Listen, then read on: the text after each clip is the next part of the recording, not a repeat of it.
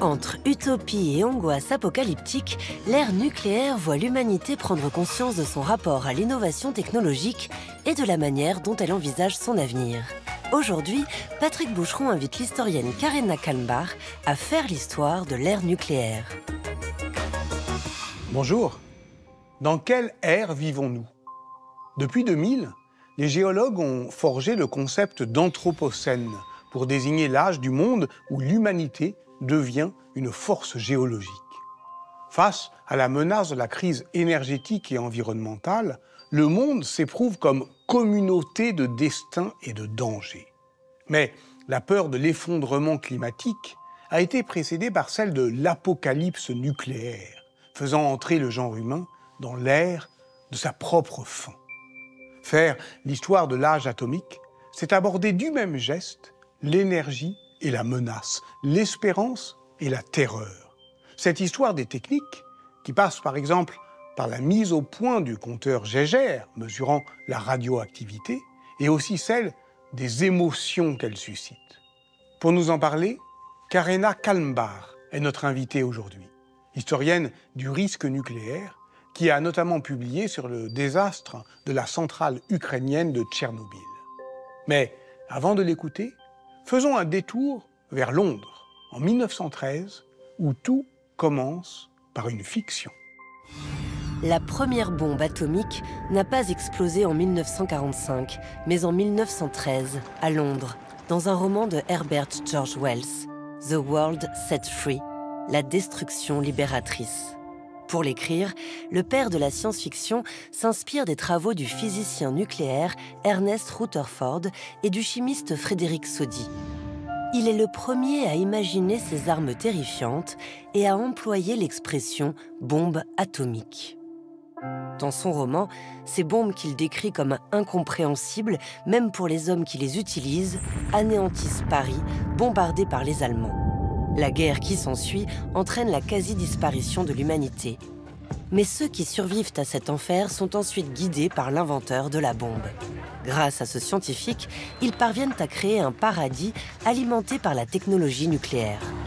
Entre utopie et dystopie, apocalypse et renaissance, le roman visionnaire de Wells annonce déjà toutes les angoisses et tous les espoirs qui vont traverser l'âge nucléaire. Les bombardements d'Hiroshima et de Nagasaki en août 1945 ont montré le potentiel dévastateur de l'ère nucléaire. Les images des villes détruites et des champignons atomiques font partie de la mémoire collective. Mais c'est quoi l'ère nucléaire? Est-ce l'ère de la course aux armements ou celle de l'utilisation de l'énergie nucléaire pour la production d'électricité? En fait, l'ère nucléaire, c'est beaucoup plus que ça. C'est l'ère des grandes utopies et dystopies technologiques, de l'échange entre scientifiques au niveau international et de la mobilité des matières radioactives. C'est l'ère de l'impact de l'extraction des matières premières et de l'utilisation des technologies sur l'environnement. Et c'est aussi l'ère où les défis sociopolitiques sont censés être relevés grâce au développement technologique. Cette ère se poursuit encore aujourd'hui, et elle a débuté bien avant les bombardements d'Hiroshima et de Nagasaki. L'histoire démarre en Allemagne, à la toute fin du 19e siècle, avec la découverte des rayons X par le physicien Wilhelm Röntgen. Avec ces rayons, on peut voir à l'intérieur des objets, et quand on interpose la main, ce sont les os qui apparaissent. Pour le grand public, ils sont source de divertissement. Mais pour la médecine, ils offrent une technique révolutionnaire d'exploration du corps humain. Le nucléaire passionne la communauté scientifique. Les plus grands cerveaux vont étudier ce nouveau domaine de connaissances. À la même époque, en France, le physicien Henri Becquerel découvre la radioactivité. Ses travaux et ceux des époux Pierre et Marie Curie mettent au jour les différents types de radiation. Tout se précipite à la veille de la Seconde Guerre mondiale. La découverte de la fission nucléaire marque un tournant. Dès 1939, Albert Einstein avertit le président américain. Les recherches en cours peuvent aboutir à la fabrication d'une arme au pouvoir de destruction inédit. Et l'Allemagne nazie pourrait l'obtenir. C'est la course contre la montre entre Américains, Russes et Allemands pour posséder la bombe. Le projet américain Manhattan, mis en place en 1942, met au point 2 bombes atomiques, à l'uranium et au plutonium. Larguées sur Hiroshima et sur Nagasaki, le 6 août et le 9 août 1945.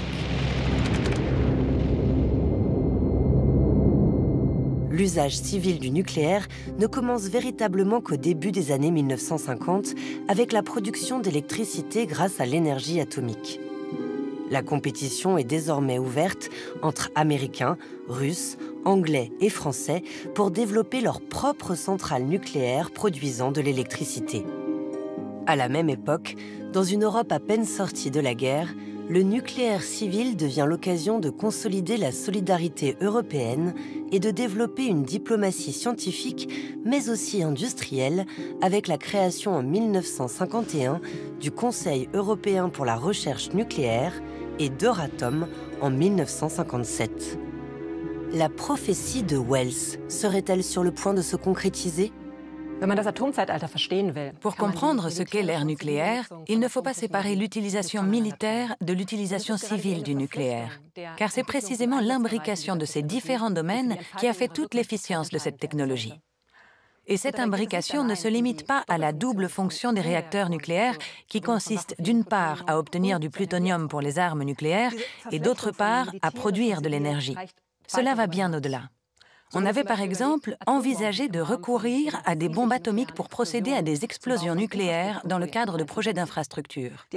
Pour ce qui s'appellera plus tard l'opération Plowshare, les Américains avaient songé dès la fin des années 50 à creuser une voie navigable à travers le Nicaragua, un second canal de Panama en quelque sorte, et à construire des autoroutes à travers les montagnes. Ces deux projets devaient alors être réalisés moyennant des explosions nucléaires. La conviction que les défis sociopolitiques peuvent être relevés par le développement technologique est l'un des facteurs prépondérants de l'ère nucléaire. On appelle cela le solutionnisme technologique. C'est un courant de pensée dans lequel s'était inscrit aussi bien le système capitaliste que le système communiste. Des deux côtés du rideau de fer, on avait imaginé de grands projets sociopolitiques qui devaient voir le jour grâce à la technologie nucléaire. En Angleterre, à la fin des années 1940, l'exposition Atomic Train avait attiré les foules, curieuses de voir tout ce que la technologie nucléaire allait permettre de réaliser dans le futur.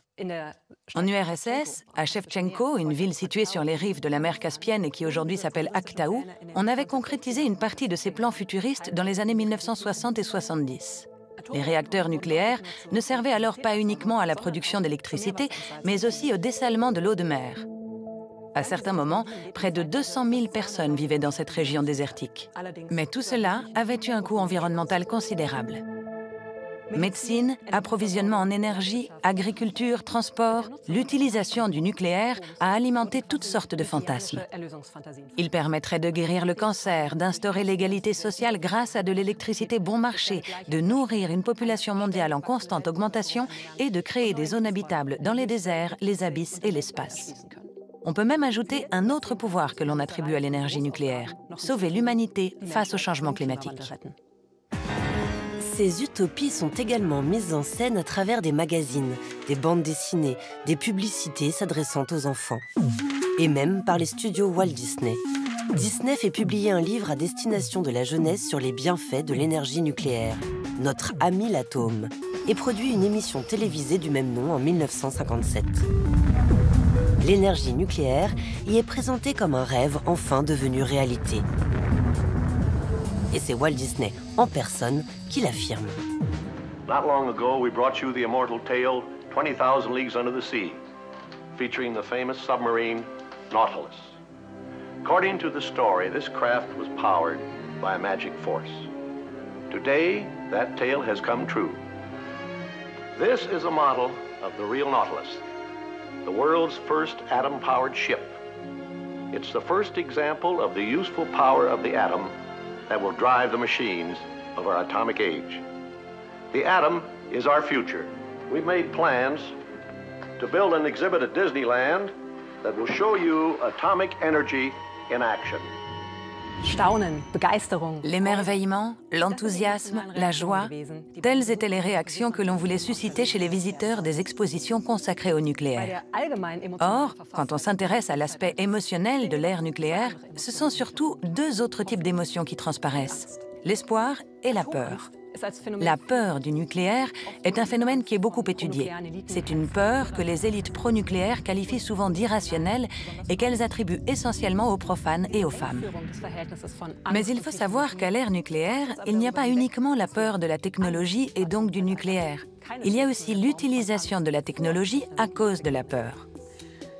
En effet, s'il n'y avait pas eu la peur de l'adversaire militaire, la bombe atomique n'aurait pas été développée. Et il n'y aurait pas non plus eu de course aux armements nucléaires.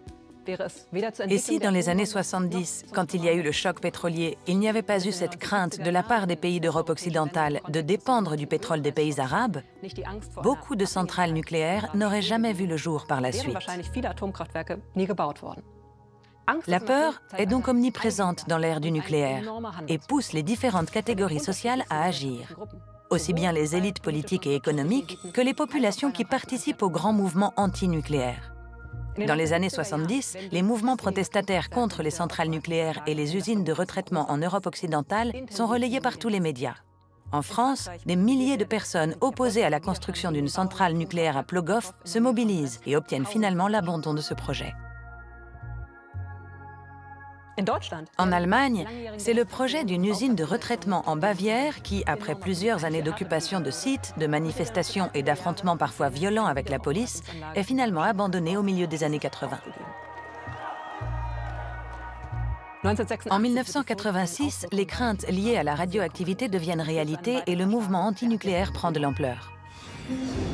En février 1986, le magazine soviétique de langue anglaise Soviet Life présente les ambitieux projets de développement nucléaire en Ukraine et vante la sécurité d'une centrale déjà en activité depuis plusieurs années. Ces systèmes de contrôle sûrs et fiables seraient protégés de toute défaillance par 3 lignes de sécurité. Cette centrale est celle de Tchernobyl. À peine 2 mois plus tard, dans la nuit du 25 au 26 avril 1986, le 4e réacteur explose, provoquant une catastrophe nucléaire sans précédent. Tchernobyl confirme la prophétie d'Herbert George Wells. Dans l'âge nucléaire, l'apocalypse est indissociable de l'utopie.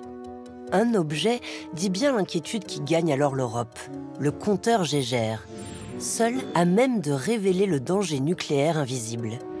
Il devient bientôt un objet quotidien dans plusieurs pays. Le compteur Geiger a été mis au point en 1928.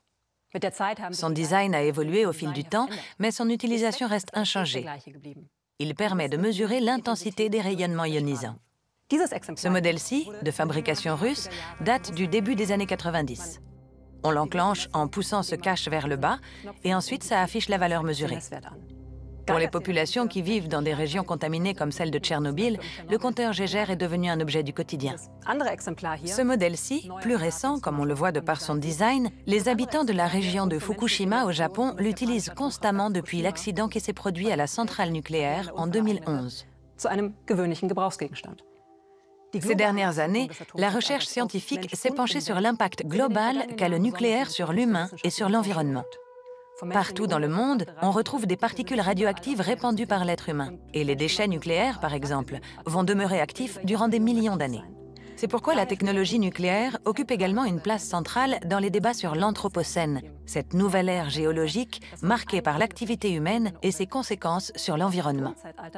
De nos jours, l'ère nucléaire évoque bien plus que la puissance destructrice de la bombe atomique ou que ses utopies liées à l'utilisation civile de la technologie nucléaire.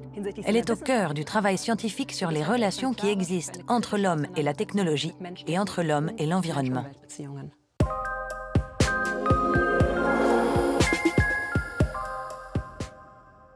En 1958, le philosophe allemand Gunther Anders débutait le journal de son voyage au Japon sur les lieux mêmes du drame nucléaire.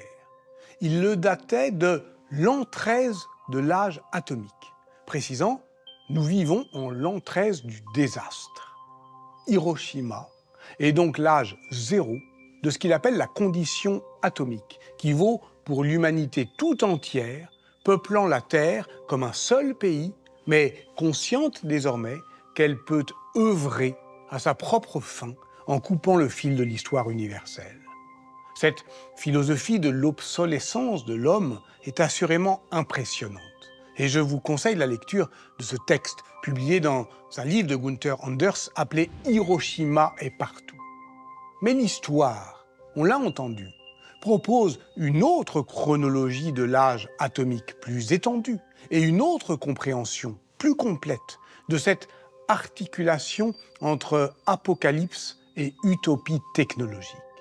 Si elle était déjà présente à l'âge du charbon au XIXe siècle, c'est peut-être parce qu'elle est la définition même de la modernité. Au revoir.